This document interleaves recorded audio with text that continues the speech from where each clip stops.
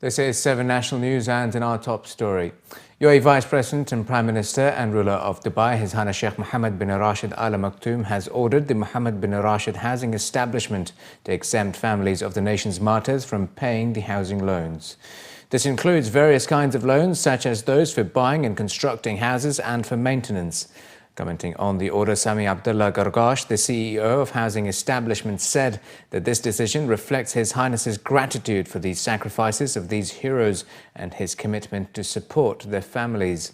The move follows an earlier decision by the establishment to become a partner for the Hummat Al-Watan, or Homeland Protectors Discount Card, which offers affiliates of the Ministry of Defence and UAE Armed Forces with special privileges for their services.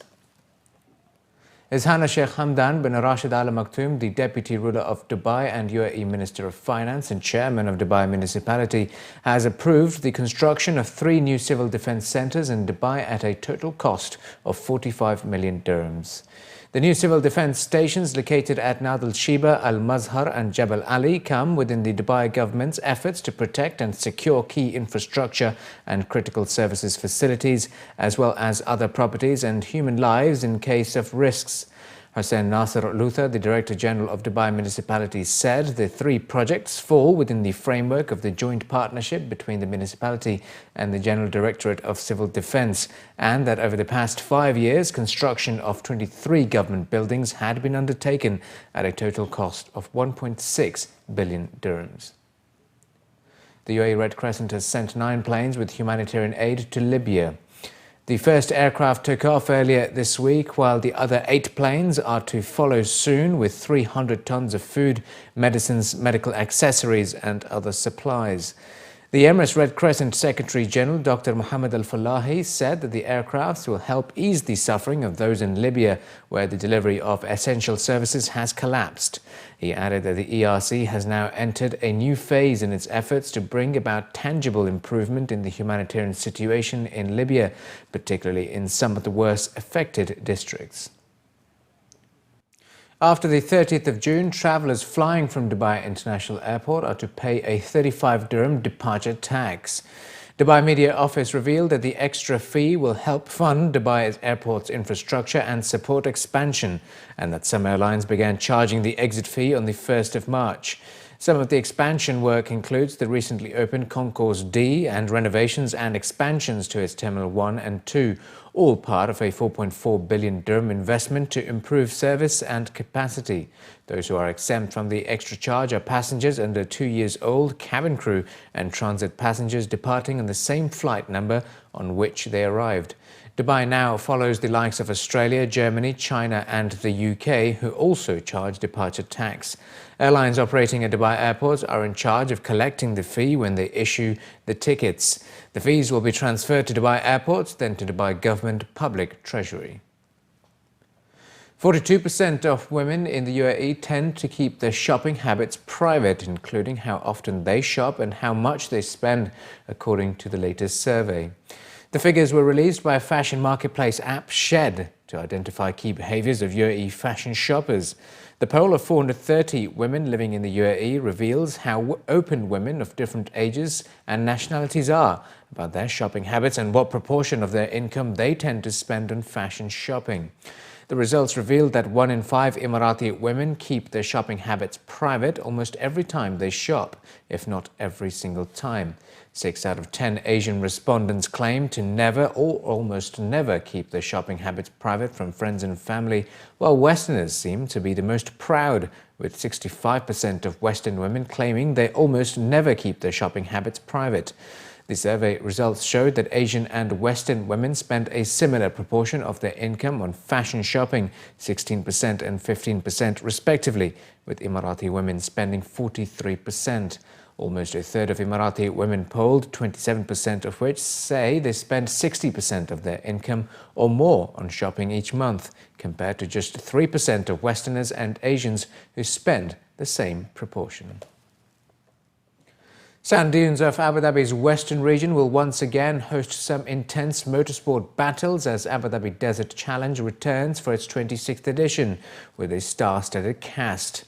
At a press conference, organisers and contestants announced the details and their preparations for this year's 5-stage Abu Dhabi Desert Challenge, which kicks off on Sunday, the 3rd of April, with the 278 kilometres Stage 1. This year's contest has a powerful lineup of 166 competitors in both the car and motor quad categories, representing 36 countries. Described as one of the most challenging terrains on the FIA World Cup cross-country rallies, the contestants are all geared up for the second round hosted in the UAE capital, with many hoping to seek valuable points for the season ahead. Among the top contestants include the defending champions Vladimir Vasilyev, who has enjoyed a special relationship with the sand dunes with 2 successive victories in the previous editions, are also carrying high hopes of scoring a hat-trick of wins. Meanwhile, the traditional Al-Qasmi and Atiyah rivalry will once again be showcased and be adding to the excitement of the contest, as both the players have changed their vehicles for this year's competition. Sheikh Khalid Al-Qasmi, however, is carrying a shoulder impingement injury. However, he believes that his 40% recovery should be enough to stage a competitive display. Unfortunately, I have an injury in my shoulder, which has been now 4 or 5 months. I've been doing a lot of treatment, even with dry needles and so. It's just trying to avoid an operation. This is what I've been told, that I have to do an operation. But I'm trying to avoid it. That's the obstacle. Yesterday I was feeling a little bit of pain, but for sure almost every couple of weeks when I have a time, I don't go in the car, but we go in the bikes and we go over the dunes and just try to be more familiar. It's not because of the event itself, it's just because part of our nature. We go usually to the dunes, and we do, especially in weekends, we try to have 50, 60, 70 kilometers. It's not a long kilometers, but enough for us to get to be driving on the dunes. If you have a program, if you're committed to a lot of things, the surgery can change a lot of part of your program, especially testing and doing. And you know, in the World Championship, we're going to have a new car now, which will be testing it. I just gave it a go to go with a really very good therapist. I will give it at least another 2 months for a treatment, and I will see how it goes. I just started almost a month, and I need at least another 1.5 to 2 months, and I'm about 40% better than what I was. The race is really nice to drive here, you know, because most of the road is sand dune, you know, and it's not easy race also. If you see everybody compete here, you know, because it's the first race in the World Cup, you know, the longer race. But okay, this time I drive Toyota, and I hope to win this race because it's my favorite race, and we can learn a lot, you know, for other race also. This is a really more famous race, really difficult because a lot of sand, sand everywhere, and really good fighting with a lot of good driver who arrive here every year. And of course, if you finish this race or if you win, it will be a pleasure, of course. While offering his advice to the drivers, Mohammed bin Sulayem, the president of ATC UAE, stated that contestants shouldn't take the terrain lightly, and it is all about respecting the desert. It was added that with a strong lineup of 62 cars, this year's contest can be regarded as one of the most competitive throughout the event's 26-year history. You do not underestimate our desert. Respect it, and then structure yourself, have a plan, and go in. You will have to, otherwise you will be, it makes it difficult for us. To me, I am not just an organizer, I am also a driver. So when I look at this event, I look at it with the safety plan that I have, and nobody will change it. I am so hard when it comes to safety. Human lives is not a joke, and it's a responsibility that I have, and I take it on a personal and a professional level also. And finally, in the bulletin, eager to snap up the unbeatable deals and the latest gadgets, thousands of technophiles flock to Gitex Shopper Spring, the region's leading and highly anticipated consumer electronics event.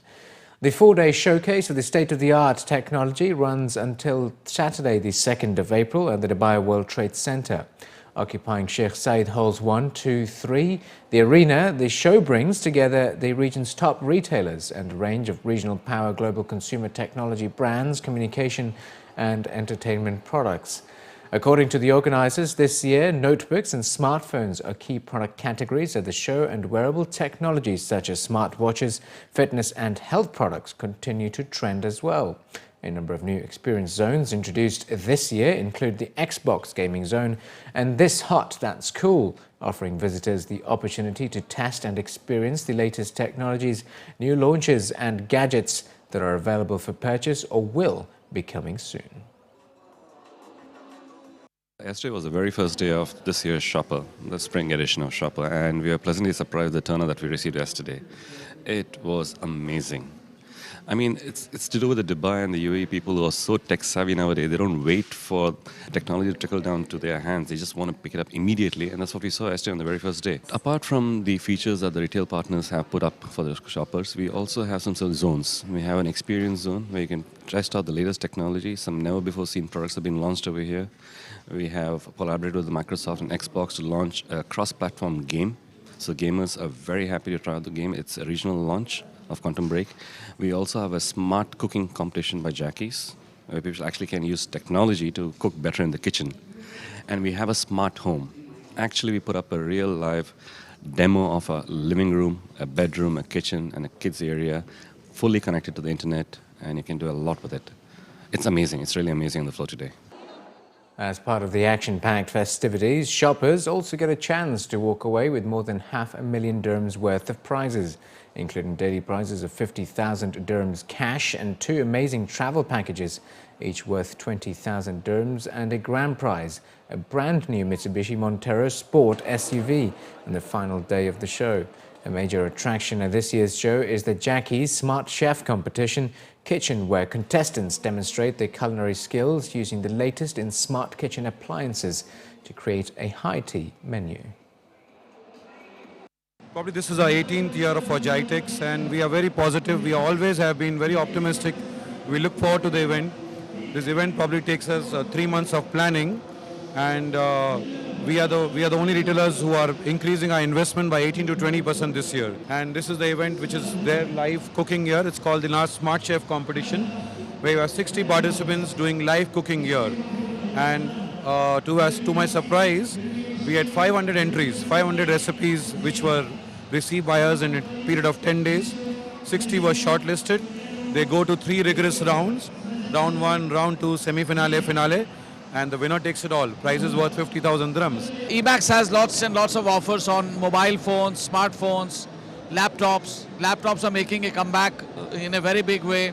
Yesterday we had very good sales of laptops, and also there are a lot of sporting events coming up in the next couple of months. So eMax sold a lot of panels, televisions yesterday in fact. So things are looking good. A lot of new smartphones have been launched in the last 1 month, like Samsung S7, and there's also a lot of buzz about virtual reality with the VR doing very well. Some of the smart watches are doing also all right, they're picking up. So I think the industry is changing. A lot of new trends are emerging.